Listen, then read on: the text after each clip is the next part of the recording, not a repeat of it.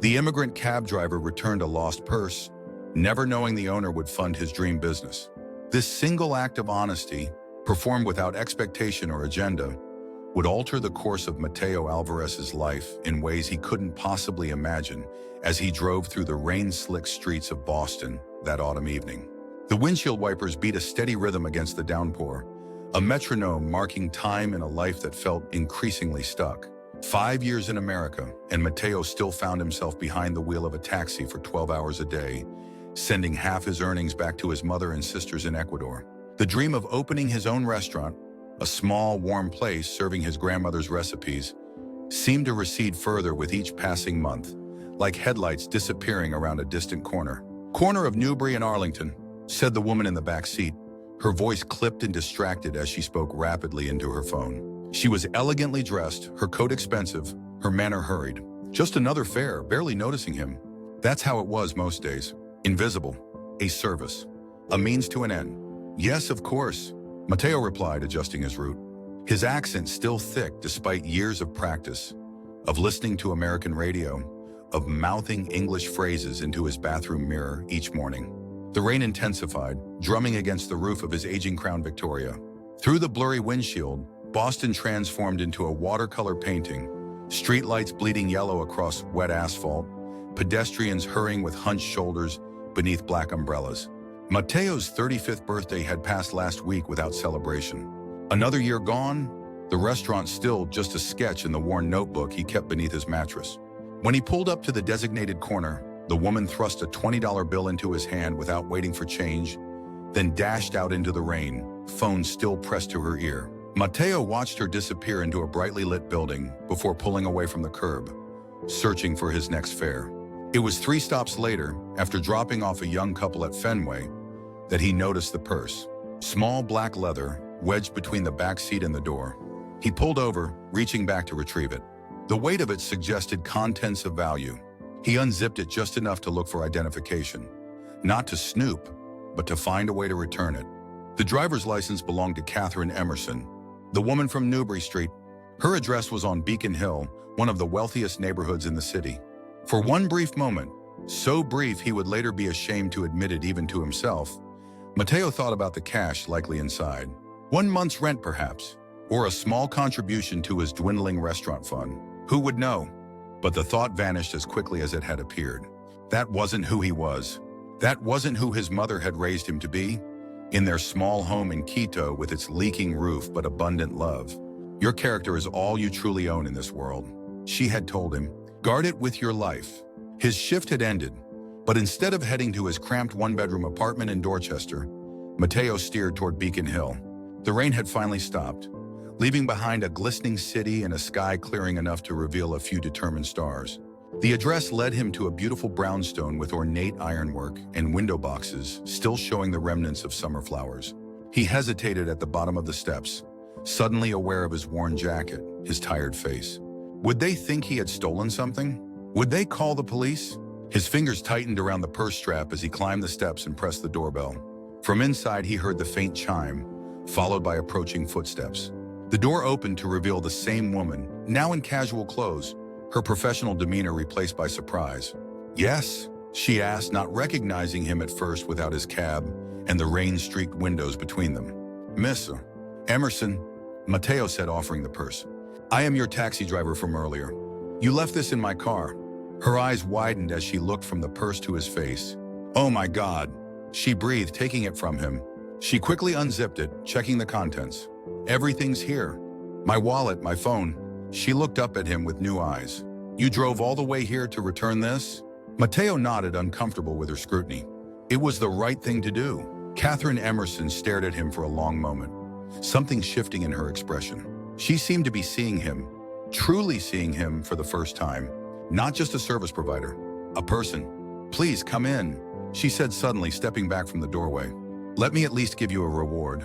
"No reward necessary," Mateo replied, remaining on the doorstep. "I am happy to help." "Then a cup of coffee? It's the least I can do. You saved me from an absolute nightmare of canceling cards and replacing everything." Mateo hesitated. His small apartment waited, empty and silent. A microwave dinner and a few hours of sleep before tomorrow's shift began. The warmth spilling from her home beckoned. Just for a few minutes, he conceded. He couldn't have known then how those few minutes would stretch and transform, becoming the first thread in a tapestry that would eventually display the full picture of his life's most unexpected chapter. Catherine's home was everything Mateo had imagined and more. High ceilings, elegant furniture, artwork on the walls. But it lacked the warmth he associated with a true home. No family photos, no evidence of children or a partner, just tasteful, expensive emptiness. In her kitchen, larger than his entire apartment, she brewed coffee in a complicated machine while Mateo sat awkwardly at a marble island. "I don't even know your name," she realized aloud, turning to face him. Mateo Alvarez." "Well, Mateo Alvarez, you've restored my faith in humanity." She placed a steaming mug before him. "Do you know how many people would have just kept the purse? Or taken the cash and dumped the rest?" Mateo wrapped his hands around the warm mug. "My mother would be very disappointed if I did such a thing." Something in his voice, the sincerity perhaps, made Catherine study him more carefully. "Where is your mother now?" "In Ecuador, with my 2 younger sisters." He hesitated, then added, "I send money home every month." "How long have you been in Boston?" 5 years. "And driving a taxi all that time?" Mateo nodded, sipping the rich coffee. So different from the bitter brew he made at home. "Is that what you want to do?" she asked, and there was no condescension in her tone, only genuine curiosity. The question caught him off guard. No one had asked him about his wants, his dreams, in a very long time. "No," he admitted quietly. "It is not." Something in his tone made Catherine set down her own mug. What would you rather be doing?" And perhaps it was the lateness of the hour, or the unexpected kindness in her eyes, or simply the weight of carrying a dream alone for too long, but Mateo found himself telling her.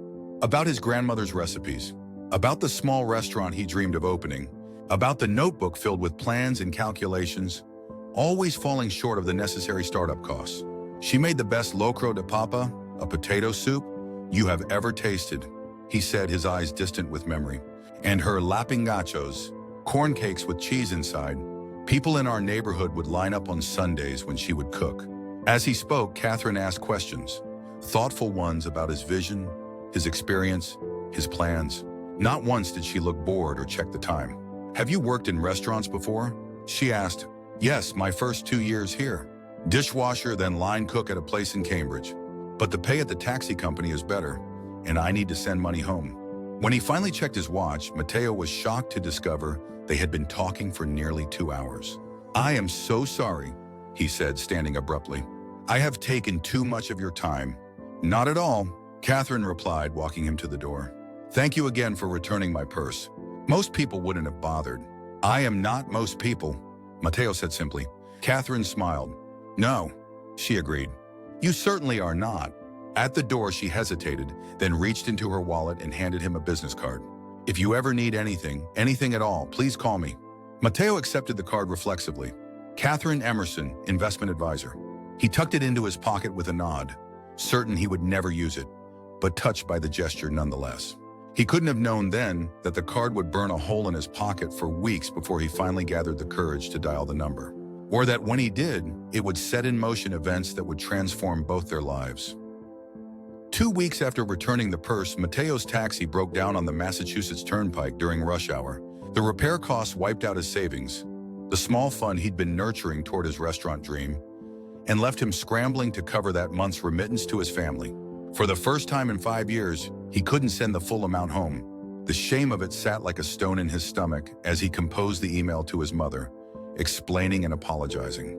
Her reply was immediate and full of love. "Your worth is not measured in dollars, my son." But it did little to ease his sense of failure. That night, sitting at his small kitchen table, he fingered the business card he'd kept in his wallet.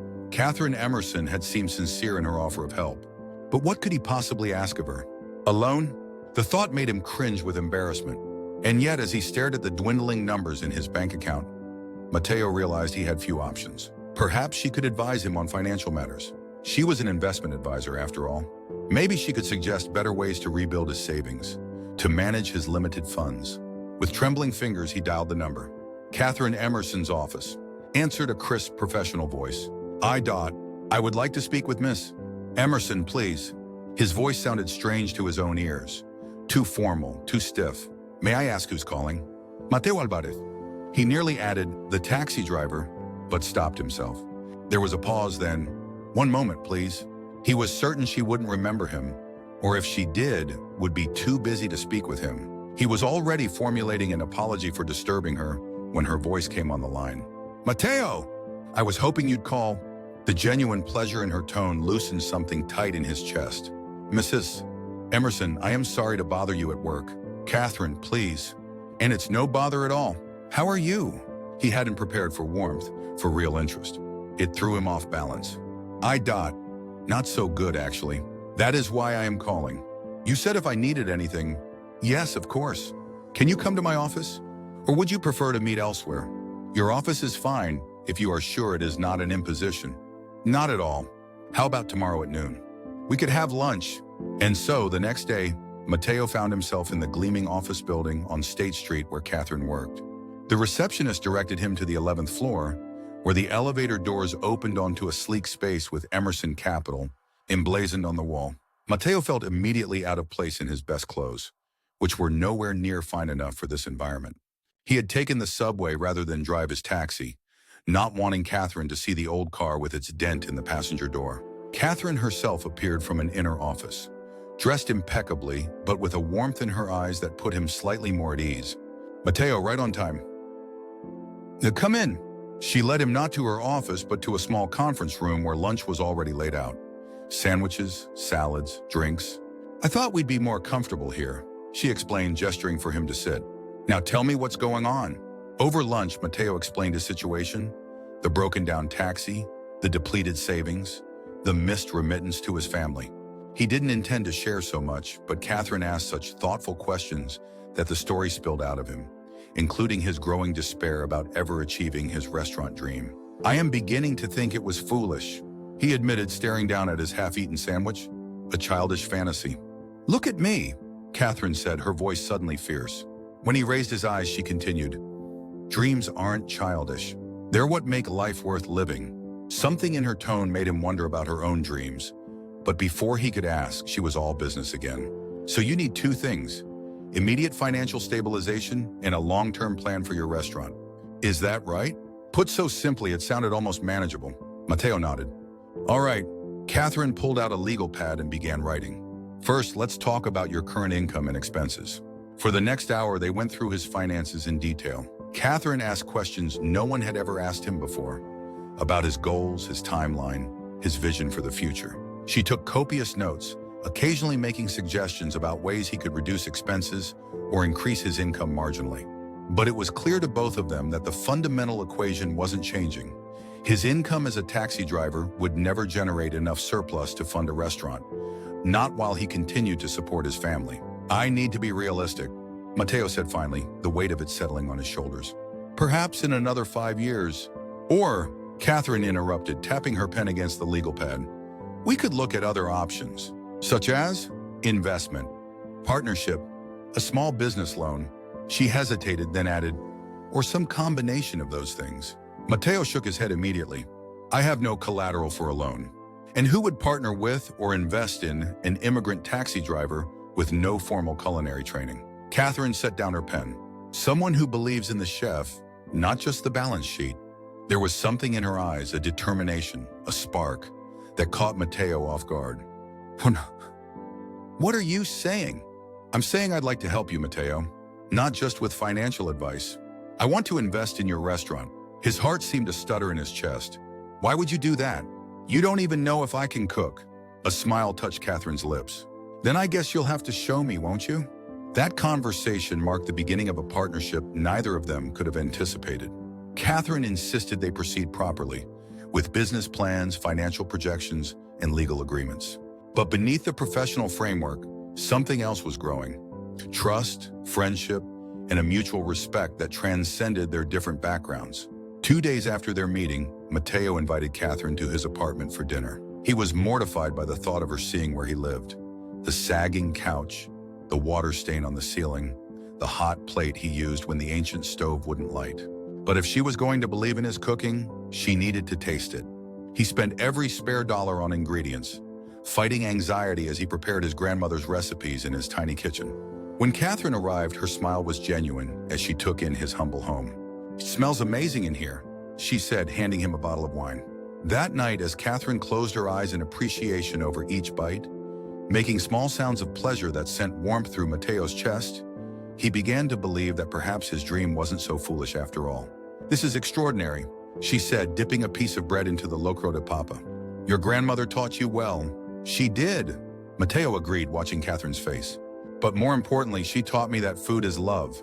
That when you cook for someone, you are giving them a piece of your heart." Something flickered across Catherine's expression, a brief shadow of longing, quickly masked. "She sounds like a wise woman." She was. Mateo hesitated, then asked the question that had been on his mind since their first meeting. "May I ask?" Why are you doing this? Helping me?" Catherine set down her spoon, considering her answer carefully. "When you returned my purse that night, you didn't just give me back my possessions. You reminded me that there are still people in this world who do the right thing simply because it's right." She met his eyes directly. "Do you know how rare that is in my world? In finance?" Mateo didn't know what to say to that. "And then," she continued, "when you told me about your dream, I saw something I recognized. And I saw passion, purpose." She looked around his modest apartment. "You could have kept my purse. The cash inside would have paid your rent for months. But you didn't, because integrity matters more to you than money." "That is not so special," Mateo protested softly. "It is," Catherine insisted. "It absolutely is." She took a sip of wine. "Besides, I've made plenty of investments in my career, most based purely on numbers and projections. This time, I'm investing in a person. And from what I've seen so far, you're the best risk I've taken in years." Over the following weeks, their partnership took shape. Catherine helped Mateo secure a small business loan, with herself as guarantor. She invested a significant sum of her own money in exchange for a 30% stake in the business. Together, they found a location in Cambridge, a former cafe with good bones and a workable kitchen, not far from Harvard Square. Mateo gave notice at the taxi company, his heart racing with equal parts terror and exhilaration as he turned in his keys. That night, he called his mother with the news. "Mama, I am opening a restaurant," he said, his voice catching. "My own restaurant." Her joyful tears matched his own, the connection crackling across thousands of miles but strong as ever. "Your abuela is watching from heaven," she told him. Her heart is bursting with pride. The renovations began in early spring. Mateo worked alongside the contractors, learning, planning, his notebook now filled with new sketches and ideas. Catherine stopped by most evenings after work, sometimes bringing dinner, sometimes rolling up her sleeves to help paint or organize. It was during these evening sessions that Mateo began to see beyond Catherine's polished exterior. She was driven and brilliant, yes, but also lonely in ways she rarely acknowledged. She had built a successful career, but few meaningful relationships. Her parents were deceased. Her romantic history a series of brief connections with men who valued her success more than her heart. "Why have you never married?" he asked her one night as they sat on the floor of the half-finished restaurant, sharing takeout Chinese food. Catherine seemed startled by the question. She pushed a piece of broccoli around with her chopsticks. "Never met the right person, I suppose." But Mateo sensed there was more to it.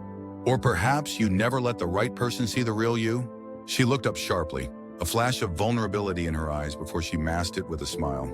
"Are you psychoanalyzing me now, Chef Alvarez?" He shrugged, smiling back. "Just an observation." "Well, observe this," she said, tossing a fortune cookie at him. "The restaurant opens in 3 weeks, and we still haven't finalized the menu." The subject was changed, but something had shifted between them. A recognition, perhaps, that their partnership had evolved into a friendship neither had expected, but both desperately needed. The restaurant, named Abuela's Heart, in honor of Mateo's grandmother, opened on a warm evening in late May. Catherine had insisted on a private opening night, inviting only friends and potential regular customers from the neighborhood.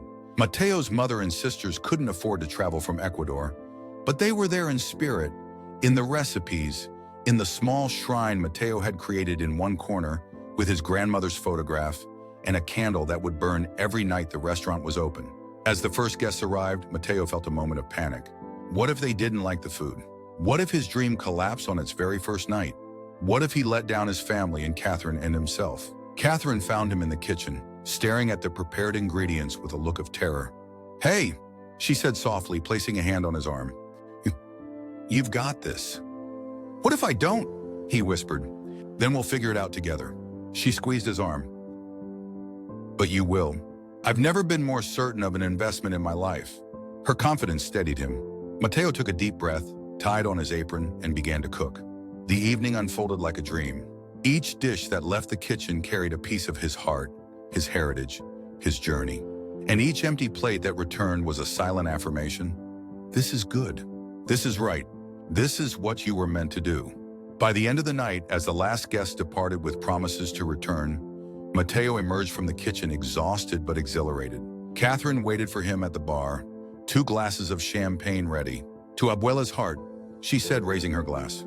And to the man who made it possible. To the woman who believed in him, Matteo countered, clinking his glass against hers. As they sat together in the quiet restaurant, surrounded by the evidence of a dream realized, Matteo felt a fullness in his chest he hadn't experienced in years. This place was more than a business. It was a bridge between his past and his future, between his heritage and his new home, between the boy who had watched his grandmother cook and the man who now carried her legacy forward. And sitting across from him was the woman who had made it possible, not just with her money, but with her belief in him. Catherine Emerson, who had lost a purse and found a friend, who had sought a good investment and discovered something far more valuable. The restaurant thrived beyond either of their expectations. Within 6 months, it was turning a profit. By the end of the first year, there was a waiting list for reservations. Food critics praised the authenticity of the dishes, the warmth of the atmosphere, the story behind the name.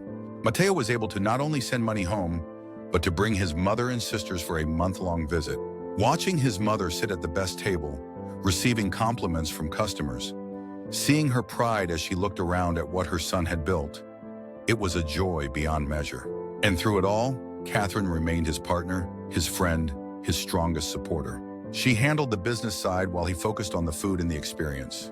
They argued sometimes, compromised often, and celebrated every milestone together. It was at the restaurant's 2nd anniversary celebration that Matteo finally asked the question that had been growing in his heart for months. They had closed early for a private party. Just the staff, Catherine, and a few close friends they'd made along the way. As the night wound down and people began to leave, Matteo found Catherine sitting alone at the bar, nursing a glass of wine and looking contemplative. "Penny for your thoughts," he said, sliding onto the stool beside her. She smiled, that warm, genuine smile that had become so familiar to him. "Just thinking about how much has changed in 2 years. For both of us," he agreed. Catherine nodded, twirling the stem of her glass between her fingers. "You know, before I met you, I measured success in dollars and cents. ROI, profit margins." She looked around the restaurant. "Now I measure it differently." "How so?" "By moments like these, by connections, by the look on your mother's face when she saw this place for the first time." She met his eyes. "By the way, you've changed my life as much as I may have changed yours." Matteo's heart quickened. "Catherine," he said softly, "there is something I have wanted to ask you." Yes, there was a vulnerability in her eyes, a hope he had glimpsed before, but never so openly displayed. "Would you?" he began, but was interrupted by his head chef calling from the kitchen about a delivery issue. The moment broke. Catherine smiled and gestured for him to go handle the situation. "We'll talk later," she promised, but later never came that night. By the time Matteo had resolved the issue, Catherine had left, called away by an emergency with another investment. She had left a note. "Rain check on our conversation. Breakfast tomorrow?" That night, lying in bed in the small but comfortable apartment he now rented near the restaurant, Matteo thought about how completely his life had transformed. From a taxi driver sending money home to a successful restaurant owner who could now provide for his family properly. From a man with a dream deferred to one living his purpose daily. And through it all, there had been Catherine. Brilliant, compassionate Catherine, who had started as his benefactor and become so much more. Tomorrow, he decided, tomorrow he would finally tell her what was in his heart. The morning dawned bright and clear, a perfect spring day in Cambridge. Matteo arrived at their usual breakfast spot early, securing the corner table Catherine preferred. He ordered coffee for both of them. Strong black for him, latte with an extra shot for her, and waited, rehearsing words in his mind. When she arrived, there was something different about her. A nervous energy, an excitement barely contained. "I have news," she said before he could speak, sliding into her seat with uncharacteristic haste. "So do I," Matteo replied, pushing her coffee toward her. "But you first." Catherine took a deep breath. "I've been offered a position. A big one. Chief Investment Officer at Mercer Global. It's the opportunity of a lifetime. Matteo felt a chill settle over him, even as he smiled. That's wonderful. Congratulations. Thank you. She wrapped her hands around her coffee mug. There's just one complication. What's that? It's in London. The word fell between them like a stone. London, Matteo repeated, his carefully rehearsed words evaporating. Catherine nodded, watching his face. I'd have to move within a month. I see. Matteo took a sip of his coffee, buying time as his mind raced. London, an ocean away. How long have you known about this possibility? They approached me 3 weeks ago. I wasn't going to consider it, but then they made an offer I couldn't refuse. She leaned forward. Matteo, it's not just about the money. It's about impact. The position comes with a seat on their board, influence over global investment strategies. I could direct significant capital towards sustainable businesses, ethical startups. As she spoke, her eyes lit up with the same passion he'd seen when she first offered to invest in his restaurant. This was her dream, he realized, just as cooking was his. You must take it, he said firmly, reaching across the table to squeeze her hand. It is an amazing opportunity. Relief washed over her face. You think so? I was worried that I would ask you to stay, to give up your dream for mine. He shook his head. I would never do that. What about the restaurant? Our partnership? We will figure it out. Technology makes the world small now. You can still be involved as much or as little as you want. Catherine studied his face. You're disappointed, though. I can tell. Matteo considered lying, then decided against it. They had always been honest with each other. Yes, he admitted, but not because of the restaurant. Because I will miss my friend. Because. She prompted gently when he hesitated. The moment stretched between them, full of unspoken feelings. Finally, Matteo smiled ruefully. Because timing has never been our strong suit, it seems. Understanding dawned in Catherine's eyes. Oh, she said softly. Matteo, it's all right, he assured her quickly. Some things are not meant to be. Your path leads to London. Mine is here. He squeezed her hand again. But know this, what you did for me, your kindness, your belief, I will carry it always. Over the following weeks, they prepared for her departure. Catherine helped Matteo buy out her share of the restaurant, insisting on terms that were more than fair. They revised their legal agreements, had long discussions about the future, tied up loose ends, and beneath it all, an unspoken current of might-have-beens. On her last night in Boston, Catherine came to the restaurant after closing. Matteo had prepared a special meal, all her favorites from the menu, served at the same table where they had first discussed their partnership. To new beginnings, Matteo toasted, raising his glass. And to friendships that transcend oceans, Catherine added, her eyes bright with unshed tears. After dinner, they walked together along the Charles River, the city lights reflecting in the water, neither wanting the evening to end. I have something for you, Catherine said finally, reaching into her purse. She withdrew a small wrapped package. A goodbye gift. Matteo unwrapped it carefully. Inside was a leather-bound journal, embossed with the restaurant's logo. Open it, she urged. The first page bore an inscription in Catherine's elegant handwriting. For the next chapter of your journey, may it be filled with as much joy and success as the first. With endless faith in you, Catherine. The rest of the pages were blank, waiting for new dreams, new plans. Thank you, Matteo said, his voice thick with emotion. I have something for you as well. From his pocket, he produced a small velvet box. Catherine's eyes widened as he handed it to her. Inside was a delicate silver pendant in the shape of a purse. To remember how our story began, he explained. Catherine didn't trust herself to speak. Instead, she turned and lifted her hair, allowing Matteo to fasten the necklace around her throat. His fingers lingered for a moment on the nape of her neck. I will miss you, he whispered. And I you, she replied, turning back to face him. But this isn't an ending, Matteo. Just a new chapter. In the morning, he drove her to the airport. Their goodbye was brief but heartfelt. A tight embrace, a promise to stay in touch, a final look before she disappeared through security. Driving back to the restaurant, Matteo felt an emptiness he hadn't expected. But as he unlocked the door and stepped inside, he was enveloped by the familiar smells, the warmth, the essence of all he had built. This place was his dream realized.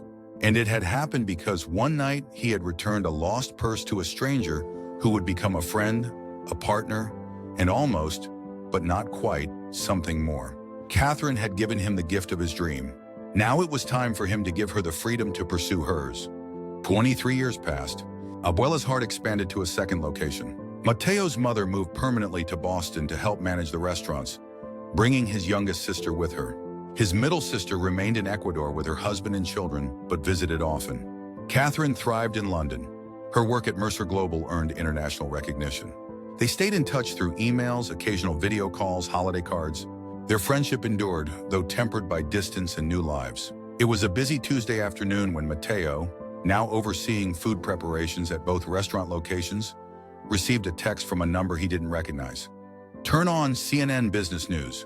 Now, curious, he stepped into his office and switched on the small television he kept there for occasional breaks. The business channel was featuring a special report on ethical investment trends. And there, being interviewed, was Catherine. She looked different. Her hair shorter, her style even more polished. But her eyes, her smile when she made a point she was passionate about, those were exactly the same. The interview was about a new investment fund she had created, focused on immigrant entrepreneurs. As Mateo listened, his heart began to race. This fund specifically targets first-generation immigrants with viable business plans, but limited access to traditional capital. Catherine was explaining, "We provide not just funding, but mentorship, business development resources, and networking opportunities." What inspired this approach?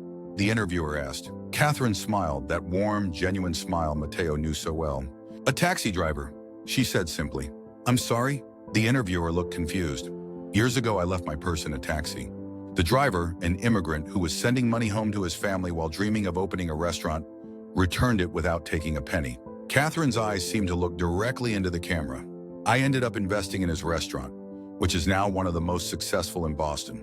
That experience taught me that sometimes the best investments aren't found in boardrooms or pitch competitions, but in everyday acts of integrity." Mateo sat frozen, staring at the screen as Catherine continued to outline her fund's success stories. Dozens of immigrant entrepreneurs who had received funding and support, building businesses that now employed hundreds of people. "We call it the Return Purse Initiative," she said with a small smile, "because you never know how an act of kindness might change the world." As the interview ended, Mateo's phone rang. The unknown number again. "Did you see it?" asked a familiar voice. "Catherine," he breathed. "Yes, I saw. The Return Purse Initiative? You named it after.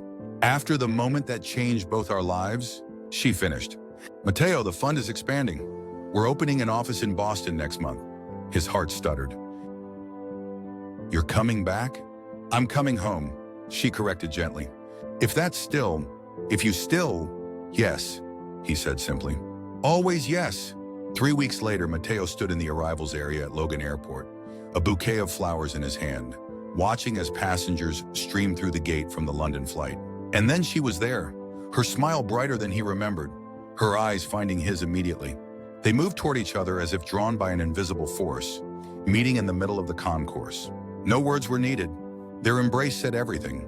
The joy of reunion, the promise of something they had both known was there, but never fully explored. The certainty that this time, their timing was right. Later, as they sat in Abuela's heart after closing, at what had always been their table, Catherine reached across and took his hand. "Do you remember that night before I left for London?" she asked. "You were about to ask me something when we were interrupted." Mateo nodded. "I was going to ask if you would consider being more than my business partner." "And now?" Her voice was soft, hopeful. He brought her hand to his lips. "Now I'm asking if you would consider being my partner in everything. Business, life, love, all of it." Catherine's answer was in her eyes before it was on her lips. "Yes," she whispered. "All of it." Outside, Boston continued its nighttime rhythm.